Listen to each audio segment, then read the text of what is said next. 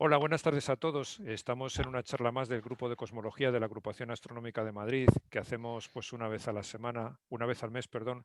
Y hoy vamos a hablar de, bueno, de un tema puro de cosmología del cual nuestro compañero Víctor Varela pues se lo tiene preparado y sabe mucho del tema, ¿no? Se titula El universo puede ser o podría ser un holograma. La dinámica de hoy es que una vez que Víctor termine la charla, pues se abrirá un turno de preguntas, podéis ir preparando y bueno, pues luego tendremos, pues espero yo, un animado debate. Y sin más, pues cedo la palabra a Víctor Varela con su charla El universo podría ser un holograma. Adelante, Víctor. Vale, pues nada, lo que vamos a ver hoy, voy a hacer un pequeño resumen de los conceptos fundamentales de la correspondencia ADS-CFT, la vimos el curso pasado, que es fundamental en la cuestión holográfica. Después hablaré un poquito, daré unas ligeras nociones de holografía y aplicaremos esa holografía al cosmos. El año pasado os contaba de que el universo es dual, que nosotros vivimos en un universo dual, dos sistemas de distintas dimensiones, distintas leyes, pero que se comportan de forma equivalente. Un universo frontera, bidimensional, Minkowski, plano, rígido, sin gravedad, y un universo bulto de más uno dimensional, ADS, con curvatura, distorsionable y con gravedad. La física en la frontera la hacemos mediante teorías cuánticas de campos, teorías duales, y en el bulto con teorías cuánticas de campos conformes, no duales, conformes. Y en el bulto con las teorías duales, entre ellas las teorías de cuerdas y supercuerdas, que son probablemente las más habituales para trabajar el bulto. Y la entropía del sistema, pues la podemos medir en la frontera porque se codifica en la frontera, pero lo que tengamos de estudiarla en la frontera es exactamente lo mismo que lo que tendremos en el bulto. Esto conviene que lo tengamos muy, muy presente en todo lo que vamos a ver a continuación. Holografía. El principio holográfico lo propuso Topf en el 93 y lo desarrolló Susskind, el desarrollo lo publicó Susskind en el 95. El principio dice que la información de un sistema, de un volumen espaciotemporal, la podemos conocer a través de su codificación en la frontera que envuelve el sistema. Por tanto, la información estará condicionada por el área de la frontera. Cada 4 unidades de área de Planck, cada 4 unidades de Planck de área de esa frontera codifican un grado de libertad y el número de estados cuánticos distintos posibles será un cuarto de esas unidades de Planck. La entropía, la máxima que podemos nosotros tener, que puede tener ese sistema, será la entropía del cuerpo más grande que nosotros podamos inscribir, que se pueda inscribir dentro de esa frontera. Y cuando la frontera está totalmente ocupada por información del sistema, entonces a esa frontera se le llama frontera de Bekenstein. Y vemos que la información, la entropía, va a estar condicionada por el área de la frontera y no por el volumen del cuerpo que rodea. Pero, claro, visto esto así, todo lo que nos cuenta el principio holográfico, parece que es un poco contraintuitivo, porque nosotros sabemos que la entropía es una magnitud extensiva, depende de la cantidad de materia, y la materia ocupa volumen. Por tanto, podríamos pensar así de primeras que la entropía tenía que estar condicionada al volumen del sistema y no al área de la frontera que rodea ese volumen. Además, la correspondencia de SCFT nos dice que la frontera puede estar lejos, tan lejos como queramos, en el infinito, y si está en el infinito, su área será infinita. Habrá infinitas unidades de área de Planck, y por tanto, cabría infinitos grados de libertad para ser codificados en las áreas de Planck. Y por tanto, entropía infinita, información infinita. Pero el límite holográfico restringe, eso dice que el número de estados no puede ser infinito, tiene que ser finito, por lo tanto el número de grados de libertad tiene que ser finito, lo que nos lleva a que la entropía no puede ser infinita, tiene que ser finita, y la información también tiene que ser finita. ¿A quién le hacemos caso? ¿A la correspondencia o al límite holográfico? La información puede ser infinita o tiene que ser finita. Bueno, pues la solución a este dilema viene de la conexión infrarrojo-ultravioleta. Esa conexión nos dice que los efectos infrarrojos en el bulto son equivalentes a los ultravioleta en la frontera, de acuerdo con la correspondencia ADS-CFT. Y nosotros sabemos cómo hacer física en la frontera, mediante teorías cuánticas de campos. Pues utilicemos esas teorías cuánticas de campos, teorías conformes, para estudiar el ultravioleta en la frontera. Y con ello podemos estudiar los efectos ultravioletas muy grandes a distancias muy pequeñas a través de las herramientas perturbativas, de cálculo perturbativo. Y con ello lo que vamos a poder es eliminar los infinitos, no vamos a poder, se eliminan los infinitos como soluciones válidas del sistema. La correspondencia lo que nos está diciendo es que hay correlación entre frontera y bulto. Los puntos de la frontera y los puntos del bulto tienen que estar correlacionados. Consideremos un punto frontera y un punto bulto, que tienen que estar correlacionados, y vamos a suponer que están separados por una distancia delta. ¿Y qué pasa cuando esa distancia tiende a cero? Pues existe un valor mínimo de delta a partir del cual la ley de potencia no se cumple. Se viola la invariancia de escala. Y si eso sucede, la correlación deja de existir, cosa que no está admitida ni permitida por la correspondencia de SCFT. Por tanto, ese valor mínimo de delta juega un papel muy importante de cara a las teorías cuánticas de campos en su estudio del ultravioleta. Ese valor mínimo de delta se conoce como corte ultravioleta. Y el corte ultravioleta lo que nos está permitiendo es poder dividir la frontera en celditas del tamaño de delta. Y en cada una de esas celditas nosotros vamos a poder codificar, vamos a poder escribir un campo del sistema.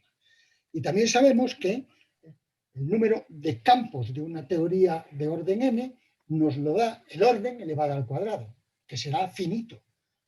Tendremos, por tanto, un número de campos finitos, un número de grados de libertad finitos, y como cada grado de libertad está codificado por un bit de información, la información tendrá que ser finita. Con lo cual, problema resuelto. La información es finita. Pero tenemos la seguridad de que hay área suficiente para escribir todos los grados de libertad en la frontera. Lo que nosotros hemos hecho es dividir esa frontera en celditas y en cada celdita meter un campo. Y ese campo corresponde a un grado de libertad que está codificado por un bit de información. Bueno, pues hagamos los cálculos. Grados de libertad, campos en celdas, cada celda tiene su superficie y, sí señor, tenemos área suficiente para poder escribir todos los grados de libertad. Con lo cual, pues otro problema resuelto. No vamos a tener problema de que no tengamos posibilidad de conocer toda la información del sistema. Bueno, pero ese límite holográfico que parece que es el que gobierna, el que manda, el que tanto manda, ¿qué es? Pues el primero que nos abrió los ojos fue Bekenstein cuando estudió los agujeros negros bajo la termodinámica. Sus cálculos le llevaron a que los agujeros negros tienen entropía, que esa entropía depende de la energía almacenada en el agujero negro y que la podemos conocer estudiando su horizonte de sucesos. Además, los cálculos también le dijeron a Bekenstein que no había violación de la segunda ley de la termodinámica en los agujeros negros. El agujero negro chupará materia, chupará entropía. ¿Qué pasa con esa entropía? ¿La perdemos? Pues parece ser que no, porque el agujero negro al comer materia crece y su horizonte de sucesos crece. Y ese crecimiento del horizonte de sucesos es suficiente para poder escribir y con creces toda la información de la entropía de la materia que se está comiendo el agujero negro. Perfecto. Bekenstein extrapoló los resultados obtenidos en los agujeros negros a cualquier sistema encerrado por una frontera y vio que lo que pasaba con los agujeros negros también era válido en esos sistemas. Y el sistema más grande que nosotros tenemos encerrado por una frontera es el universo. Y también, en el universo, también las cosas funcionan. Conclusión, Bekenstein nos regala esta formulita tan bonita y tan pequeñita, nos dice que la entropía no puede superar este valor, 2pi por la energía y por la distancia a la que está la frontera. Por su parte, Susskind aplica el principio holográfico a sistemas encerrados en una frontera y llega a la conclusión de que el número de grados de libertad no puede superar el área de la frontera en unidades de Planck y que la entropía tiene que ser, como mucho, la cuarta parte de esas áreas de Planck. Bueno, pues estas dos restricciones las unimos y tenemos el límite holográfico, que nos dice que la entropía, los grados de libertad están limitados, la entropía está limitada, que esa entropía no puede ser mayor que la cuarta parte del área y, por tanto, la información está cuantificada. No puede ser toda tan grande como queramos. Bien, pero este límite holográfico se tiene que cumplir siempre. Sí. Pues para Susskind sí. Susskind dice que un sistema que viola el límite holográfico está condenado a colapsar en un agujero negro. Y lo argumenta diciendo, si yo meto entropía en materia dentro de un sistema, llegará un momento en que la entropía escrita en su frontera la llene totalmente. La frontera se convierte en frontera Bekenstein, que coincidirá con una frontera de radio Schwarzschild y, por tanto, el sistema colapsará en agujero negro. Y colapsa en agujero negro porque si no colapsa, la entropía adicional que nosotros le metamos no se podría escribir en el agujero, en la frontera, que ya estaría llena, en la frontera de Bekenstein. Y por tanto se violaría el límite holográfico. Entonces, al colapsar en agujero negro, como según lo que nos decía Bekenstein, el agujero negro no viola la segunda ley, y como para Susskind y para todos la segunda ley es universal, para que no se viole la segunda ley, el sistema tiene que colapsar en un agujero negro. Conclusión del señor Susskind, pues no pueden existir sistemas que violen el límite holográfico para que la segunda ley no se vea violada. Esto es muy bonito, tiene muchísimo predicamento en el mundo de la física, esta propuesta, esta cosa que Susskind nos dice. Pero no todo el mundo piensa igual. Robert Ball, por ejemplo, es digamos el líder de la versión opuesta, dice que sí, que se puede violar el límite holográfico sin que se forme un agujero negro. Y lo argumenta de dos formas. Él considera un sistema al que le estamos metiendo materia y en el momento de que ese sistema llega casi al radio de Schwarzschild, entonces esa última capa de materia rebota.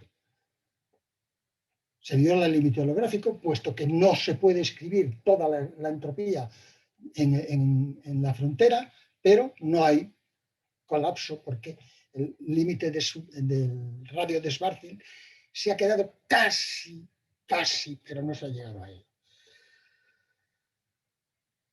Y el otro argumento que Ball presenta es que se forme una singularidad gravitacional desnuda. Muy bien, bueno, pues yo creo que para holografía nos llega con lo que hemos visto y apliquemos esta holografía al universo.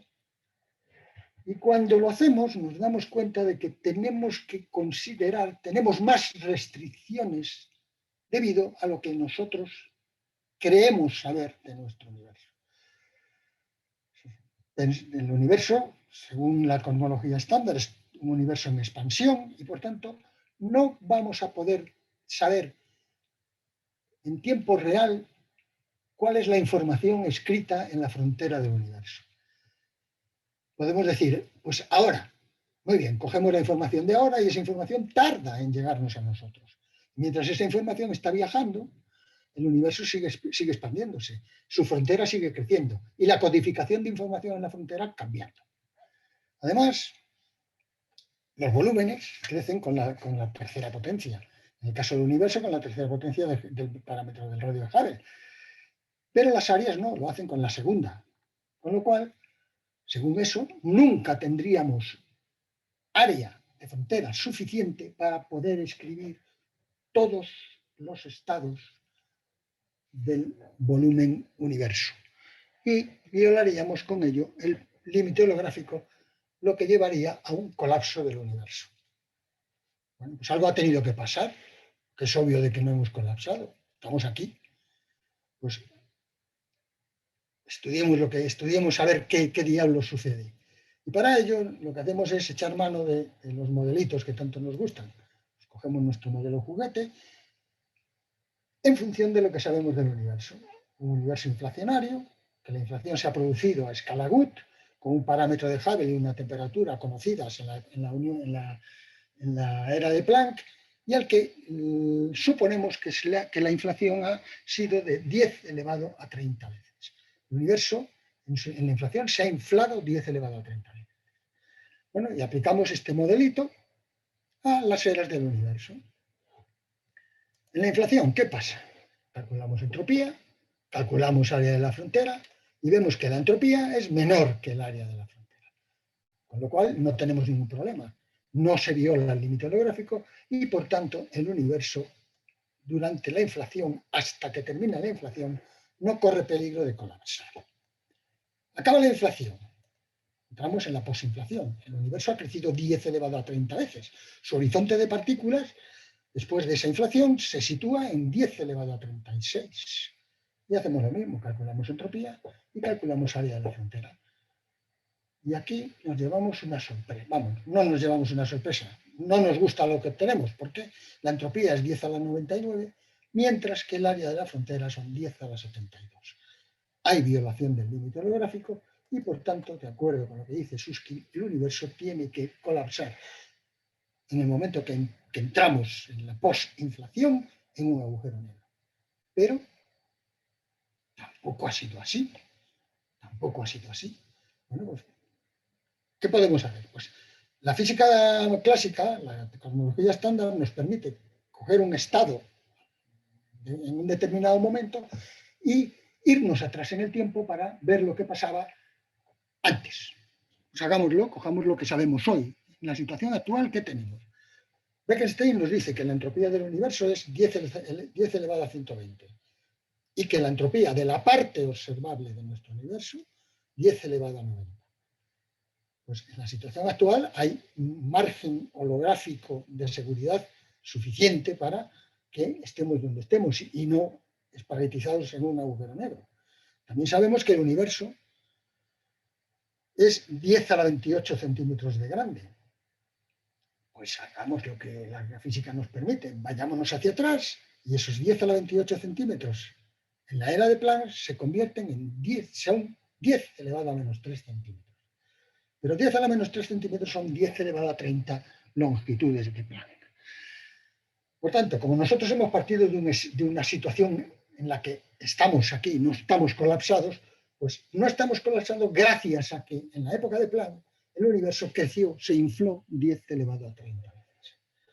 Porque si no hubiera sido así, el universo, la entropía y el área de la frontera del universo hubieran entrado en crisis y se hubieran colapsado. Como no ha habido ese colapso debido a que la tasa de inflación, 10 elevado a 30, es la que nos marca el tamaño del universo en la salida en la época de Planck, pues el universo sigue su curso, sigue su evolución y sigue creciendo. Pero esta situación no convence a todo el mundo, porque ¿qué pasó antes de la inflación. ¿Cómo el universo pasó de, digamos, tiempo cero, de esa singularidad, a una inflación? ¿Qué es lo que pasó matemáticamente? Podemos decirlo, podemos decir cómo ha sido. La cosmología estándar no nos lo aclara. Y por eso ha aparecido una corriente de pensamiento en la que dicen, bueno, pues para poder aclarar esto del límite holográfico y que en cosmología también nos valga, pues se considera que en cualquier momento de la evolución del universo, en cualquier instante, la cosmología, la entropía gravitacional del universo, de ese universo encerrado en una frontera en un determinado instante, tiene que ser mayor que la entropía de partículas que está encerrada en ese universo, en esa misma frontera. Es decir, que la curvatura de Weyl de ese universo en ese instante tiene que ser siempre mayor que la entropía de partículas. Bueno, pues basándose en eso, Fischler y Susskind proponen una versión modificada del límite holográfico para que sea cosmológico. Límite holográfico cosmológico. Ellos parten de una situación postinflacionaria, un universo que tendrá el volumen, en un instante el volumen que corresponda, su entropía y su frontera. Dentro de su universo, la parte observable del universo, allí donde nuestros ojos pueden llegar, que estará a una distancia de Hubble, el radio de Hubble, que delimitará la frontera de nuestro universo observable, nuestro horizonte cosmológico. Habrá una entropía y con una frontera, un área de frontera a que corresponde. Y estudian la situación de horizontes de partículas en distintos estadios de la evolución cosmológica. Tres son las posibilidades que se le presentan a estos señores, vamos, se nos presentan a todos. El radio de ese horizonte de partículas es más pequeño que el radio de nuestro horizonte cosmológico. Por tanto, la entropía encerrada en ese horizonte de partículas, codificada en la frontera de ese horizonte de partículas, va a ser menor que la entropía encerrada en el horizonte cosmológico. Con lo cual tendremos margen holográfico suficiente para que en esta situación no se produzca colapso. Segundo, que las dos fronteras coincidan, el horizonte cosmológico y el horizonte de partículas coincidan. Entonces, tampoco tenemos problema porque la entropía será la misma.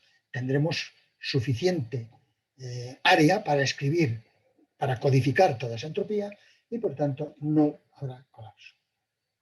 Pero si el radio de ese horizonte de partículas es mayor que el radio de nuestro horizonte cosmológico, entonces sí tenemos problemas, porque en ese horizonte de partículas se puede codificar más entropía de la que nosotros podemos configurar en nuestro horizonte cosmológico.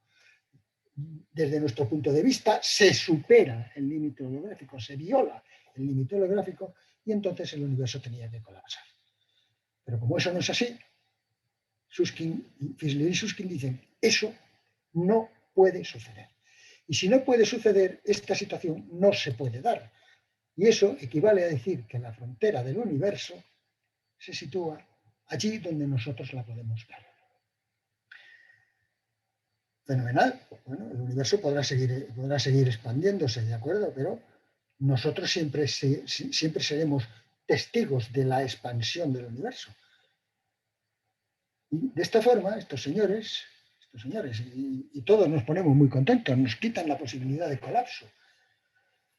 Pero hay que tener en cuenta de que el argumento de estos señores parte de una situación posinflacionaria en la que el universo se expande de forma adiabática con una ecuación de estado constante sin dar solución a lo que pasa desde el instante cero al instante en que termina la inflación. Y eso no gusta, no nos gusta. Los señores de cuerdas dicen, ¿cómo es posible que un universo que nace de una situación puntual, por tanto de entropía cero, alcanza un valor de 10 elevado a 90 enorme en 10 a la menos 33 segundos que dura la inflación?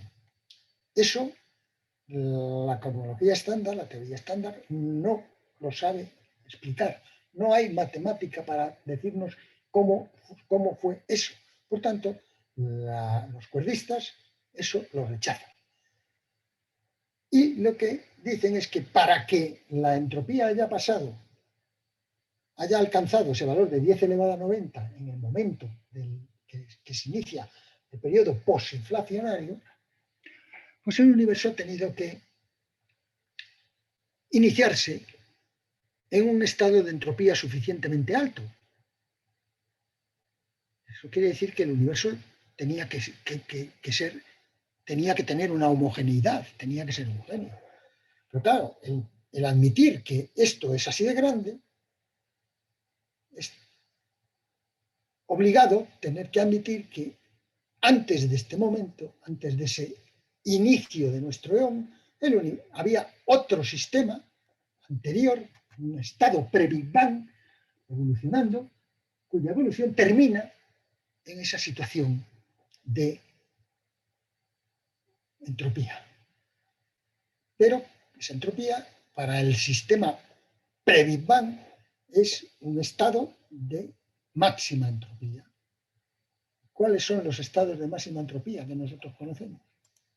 Los agujeros negros.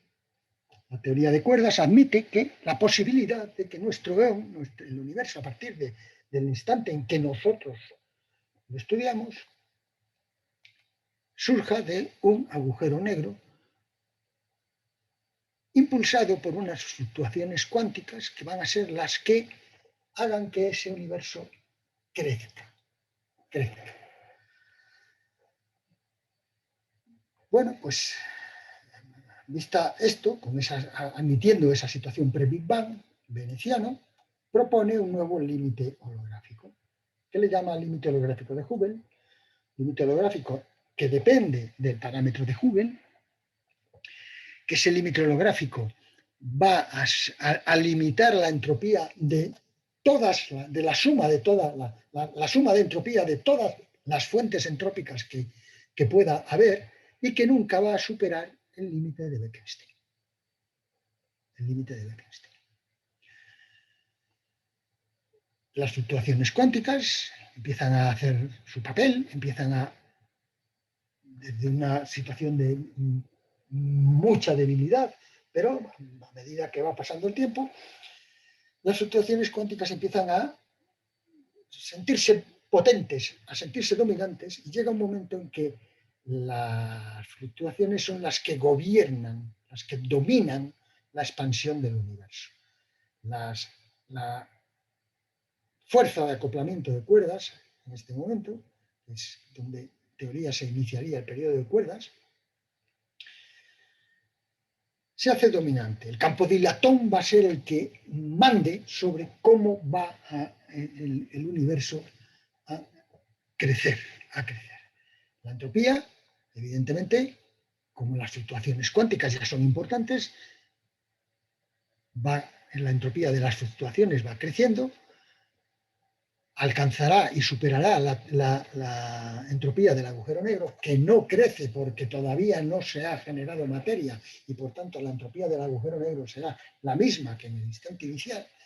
Y el límite de Bekenstein, debido a que el universo está creciendo, se está haciendo más grande, pues también está aumentando. Y llega el momento de la transición. Las fluctuaciones cuánticas, el campo dilatón, le cede el protagonismo a la métrica al universo gobernado por la materia, con métrica Friedman-Robertson-Walker. Y a partir de aquí, el universo va a evolucionar de forma cuasi estática, con ecuación de estado fija, sin problema. En este momento, que es el momento clave, momento crucial, pues Brustine y otros llegaron a la conclusión de sus cálculos de que esa transición de las fluctuaciones cuánticas que dejan de ser las que mandan a al universo FRW,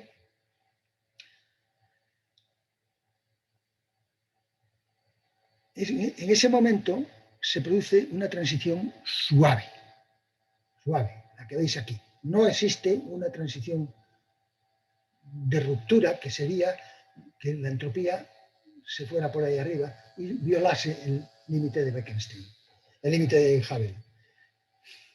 Ese momento en física se conoce como graceful exit.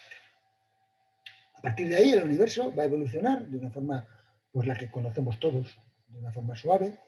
El límite de Hubble, como el universo sigue creciendo, se irá haciendo cada vez más permisivo, más grande, y llegará a alcanzar el valor, llegará a coincidir con el límite de Bekenstein. Y a partir de ahí, tanto los dos límites van a continuar su camino al unísono. Pero siempre tenemos aquí un margen holográfico importante debido a que la entropía del universo se va a situar muy por debajo de la entropía que marca el límite de Bekenstein y el límite holográfico de Hubble. Si os dais cuenta, la teoría esta de cuerdas no habla para nada de inflación. Es capaz de describir matemáticamente todo el sistema desde aquí, desde el inicio, desde este estado inicial al agujero negro, le llamemos como le llamemos, hasta nuestros días. Matemáticamente coherente, matemáticamente explicable, cosa que la teoría estándar no es capaz de hacer. La teoría estándar, entre este instante de t inicial a t de salida, cuando se produce el final de la inflación, no sabe explicarlo matemáticamente. Y de todo esto, de todo lo que hemos visto, la pregunta del millón. ¿El universo es holográfico? Tanto la teoría estándar como la teoría de cuerdas permiten que el universo pueda ser un holograma. Y lo permiten a partir del momento en que acaba la inflación. Y en toda esa evolución el universo se podría considerar como un holograma y hoy también. Es así. La nueva física nos lo dirá. Se está estudiando en ello, se están estudiando las posibilidades de que eso sea cierto. Porque, evidentemente, como toda esta cuestión holográfica está basada en la correspondencia ADS-TCT, en la conjetura de Maldacena, que como sabemos no está demostrada, pero no ha habido nadie que haya sido capaz de tirarla por tierra, pues se está estudiando. También en esa nueva física se están buscando teorías que puedan describir la evolución total del universo desde ese momento, sistema inicial hacia el futuro, distinta de la teoría de cuerdas. Porque vete tú a saber si no se encuentra. ¿Se encontrará? Quizá sí, quizá no. A lo mejor mañana nos llevamos una sorpresa y aparece la publicación de que existe una teoría distinta a la de cuerdas que es capaz de explicar toda la evolución del universo y de una forma mucho menos intrincada que lo hacen las teorías de cuerdas. Ya veremos lo que pasa. Cada uno de nosotros podrá pensar respecto a la holografía del universo, pues tendrá sus conclusiones respecto de lo que pueda estudiar, o le guste, o el asunto de la holografía y demás. Y nada más. Documentación. Pues aquí relaciono un montón de de artículos. Estos son los que más me han valido a mí para la charla. Pero en ArcGIF tenéis para aburrir demasiados. Yo no he sido capaz ni de leerme otros tantos como estos. Porque si lo metéis en ArcGIF y buscáis universo holográfico, correspondencia holográfica, límite holográfico, graceful exit, miles de artículos. Y esto es todo, a vuestra disposición.